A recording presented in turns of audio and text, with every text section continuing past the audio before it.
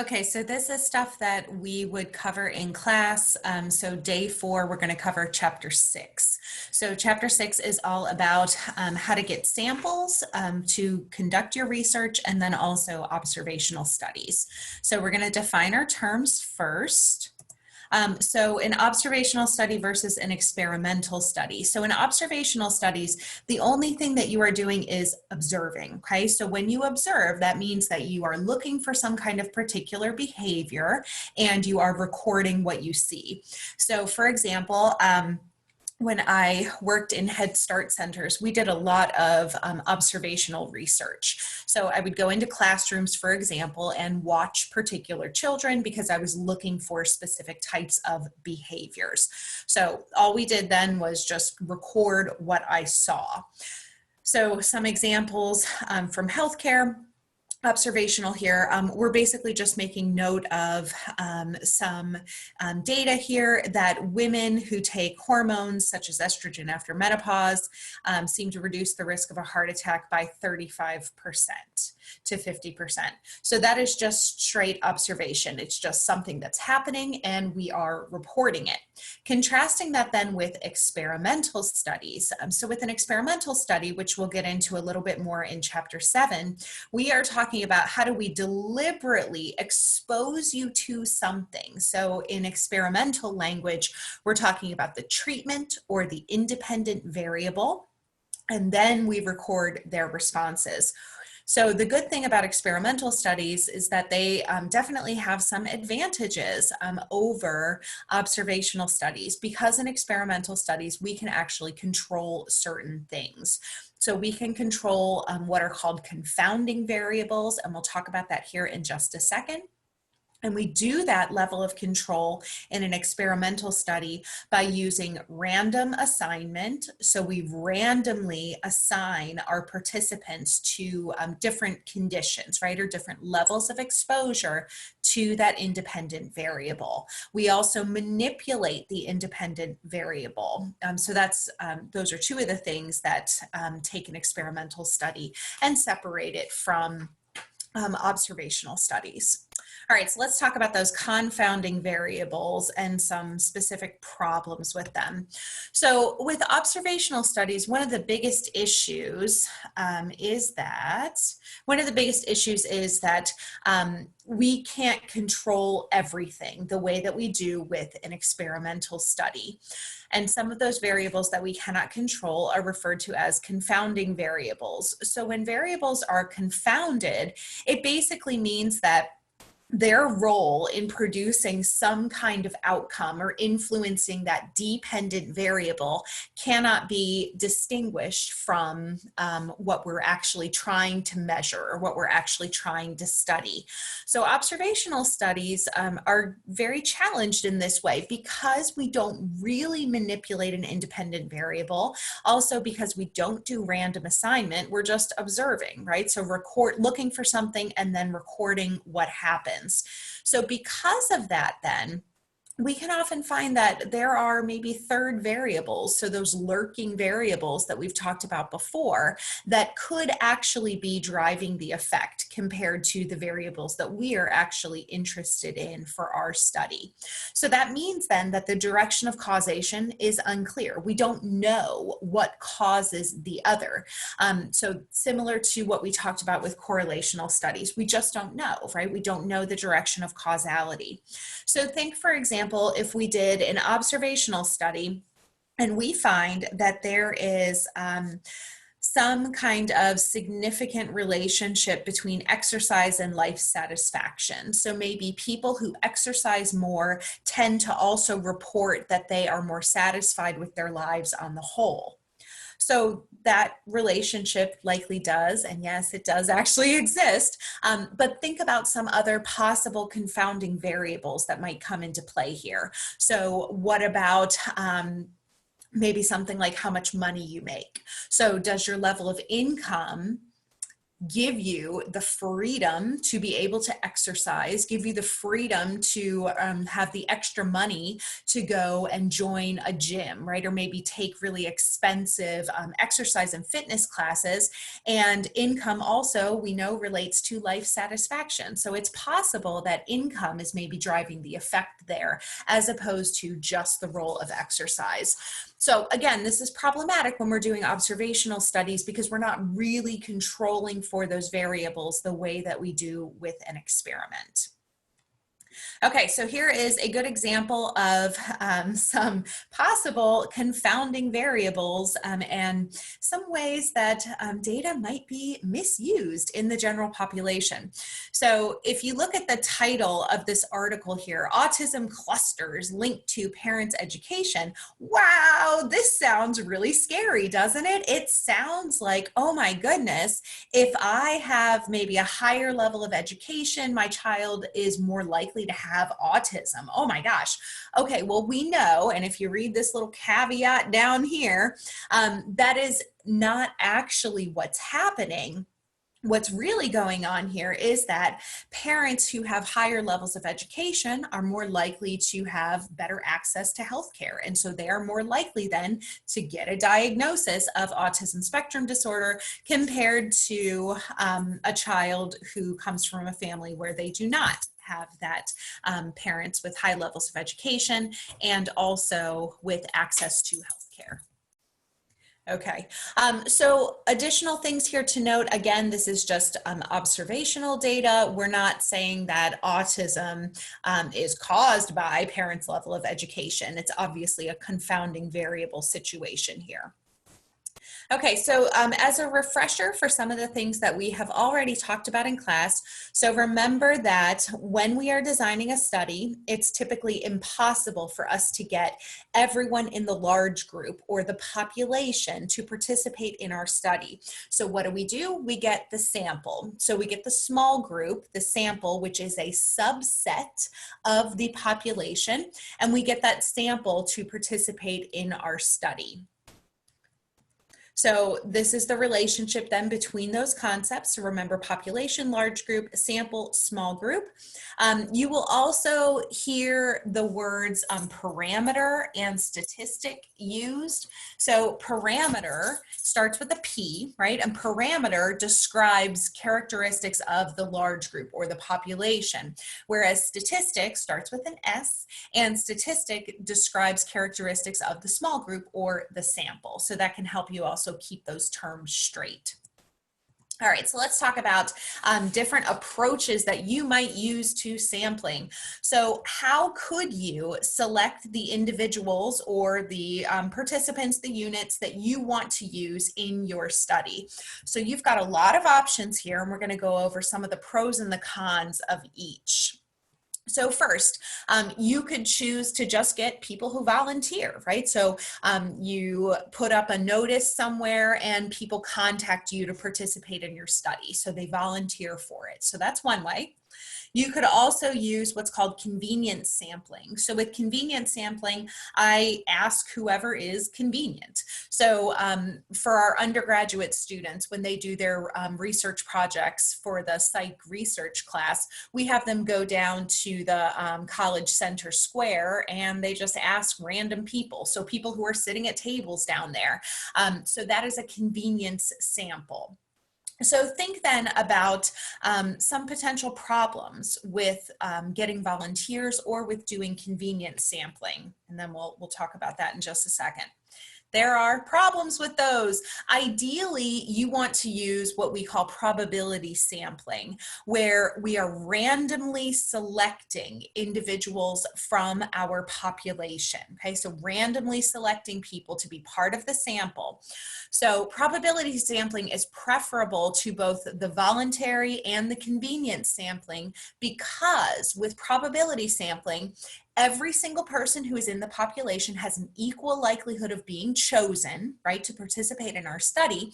And we're also more likely to get an unbiased sample, right, or an unbiased estimate of what the condition is truly like in our full population.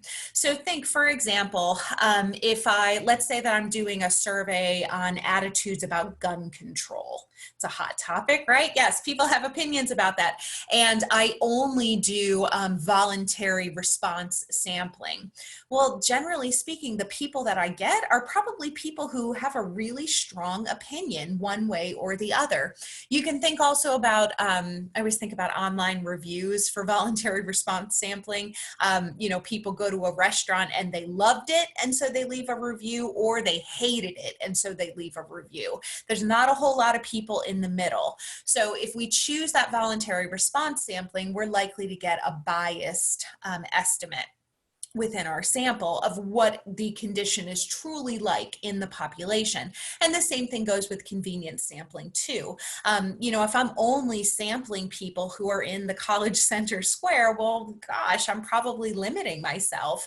If I'm trying to get a full estimate of all of the people who work at La Roche University, and I only take the people who are sitting in the college center square, I'm probably going to get maybe a preponderance of people who work in the cafeteria, for example. And that's just one department, right? That doesn't represent the entire university. So with probability sampling, using that random selection, this is typically seen as the strongest approach to sampling because it has the least amount of bias that is built in. So let's look at some additional types of issues here. All right, so this is taken from Ann Landers, which you may or may not be familiar with. So Ann Landers, summarizing responses of 70 readers. She's a newspaper columnist where people would write in with questions, concerns, that kind of thing. So summarizing a response of readers, 70% of approximately 10,000 parents wrote in to say that having kids was not worth it. If they had to do it over again, they wouldn't. Woo! Okay, so that's one potential way, right, to describe this condition within the overall population. If you're thinking, that seems a little suspect, look at this. A random sample showed that 91% of parents would have children again. So how are we finding such dramatically different responses here? Well, most likely the Ann Landers response of 70% said that they would not have kids again. Most likely those letters were written by disgruntled parents, so a very biased sample. So people essentially volunteering because they had a strong opinion on the issue, compared to with a random sample where we're much more likely to get a real estimate from the population. Okay, so random sampling then we have established is generally viewed as the strongest approach to sampling. So to do a simple random sample, we have a number of different ways that you can potentially do that. So again, every individual has equal probability of being chosen to be in the sample when we do this simple random sampling. So there are lots of ways to do this. You can do a lottery, right? You want to draw from a hat, you want to flip a coin to see. You can use a table of published random numbers. And so I'll show you an example in the next slides here of how to do that. There are also software programs that generate random numbers. So a random number generator, lots of programs online that will do that for you too. So these are just some possible examples. So if you wanted to use this table of published random numbers, here is, if you wanted to collect using some other probability samples,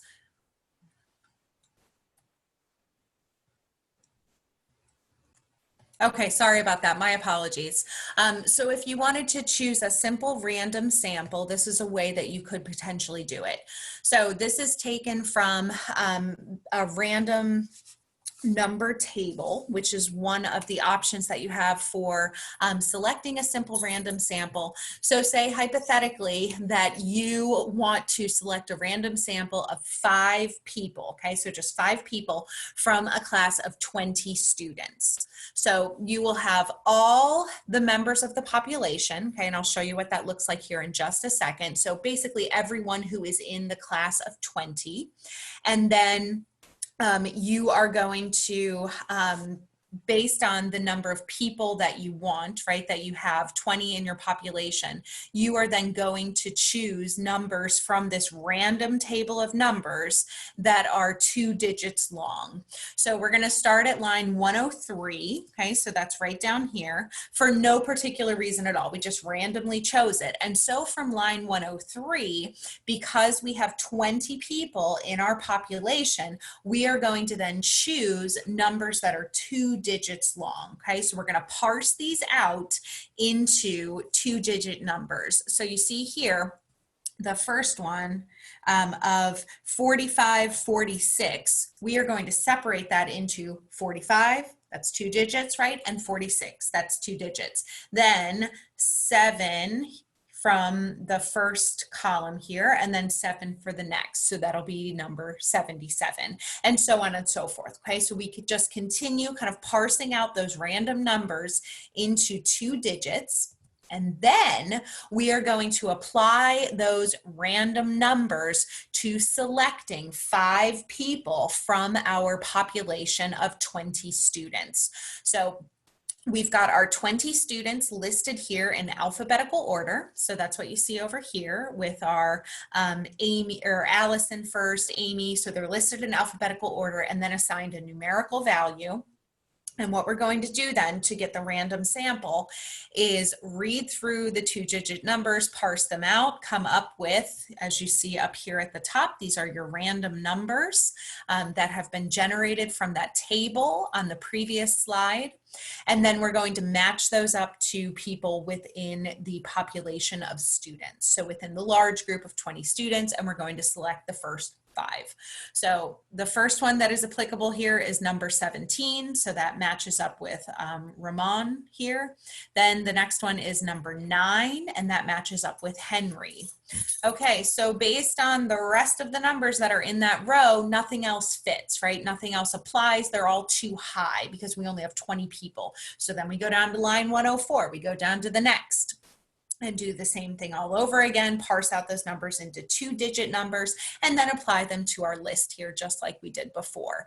So then we're going to choose 3 more. So we get Mo, George, and Amy. So number 13 in the list, number 7 in the list, and number 2 in the list. So that's our random sample of 5 students. If you hit, for example, we have here number 17 again, just keep going, okay? So go to the next one because you obviously don't want to count the same person 2 times in your sample. That would be some level of bias, right? And that's what we're trying to avoid. All right, so other probability types of samples here. So you might have what's called a multi-stage sample. You might have a stratified random sample.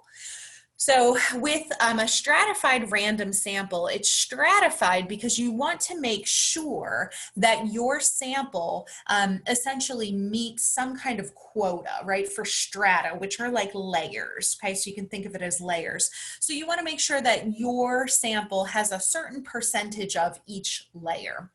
So I worked with a student a few years ago who was interested in getting high school teachers' perceptions of students' cognitive development. And she wanted to make sure that she had a certain percentage of teachers who taught in the STEM fields, a certain percentage of teachers who taught in the humanities, a certain percentage who taught social sciences, because she wanted to get kind of the maximum diversity within her sample. So she had kind of certain percentages set for what she needed. You may also, though, choose a multi-stage sample. So with the multi-stage sample, this is very, very complex in terms of statistical analysis. So you select the final sample in progressive stages, and you sample within a sample within a sample. Oh my goodness, that sounds complicated, doesn't it? Ah, indeed. Okay, but fear not. So we have an example here from the National Youth Tobacco Survey, which uses this sampling procedure, sampling within a sample within a sample. So first they select counties, okay, so that's like layer 1, they select the counties, then they sample the schools that are within these particular counties, and then they sample the classes that are within the schools, okay, so it's county level, school level, class level. And they're looking at kind of drawing the sample to progressively narrow it down through all of those multi-stages. So very complicated in terms of statistical procedures. All right, so let's look then at some of the types of surveys that you might see that are done with observational studies. So a sample survey, we're looking at an observational study that uses a random sample, okay? So random sample that is drawn from the entire population. So opinion polls might fall into this. But more relevant for you, if you look at epidemiology, we might use these sample surveys to establish the incidence rate. So that's how many new cases do we see each year for a particular condition, and then the prevalence rate. So the rate of all cases at one particular point in time. So we're using that random sample from the entire population in these kinds of surveys. All right, well, let's talk about some of the challenges. So we are not without challenge when we're talking about designing surveys. So first, one of the biggest things is that when we survey people, inevitably we are likely to leave some of the population out. So think, for example, if I am doing an online survey, well, then I'm only going to be able to get people who have access to online surveys, right? So people who have internet access, people who have a device. So that inherently means that I'm not going to get everyone within an entire population. How about this? Non-response. Some people don't want to participate. Yes, they're like, no, thank you. I'm not interested. Not really, yep, not interested. Not going to do your survey. We also have to look at the way that things are worded. So this is a very, very common challenge within designing surveys. It's actually very difficult to design a good survey. We need to be careful about things like leading questions, what are called double-barreled questions, which basically means you're asking two questions at the same time.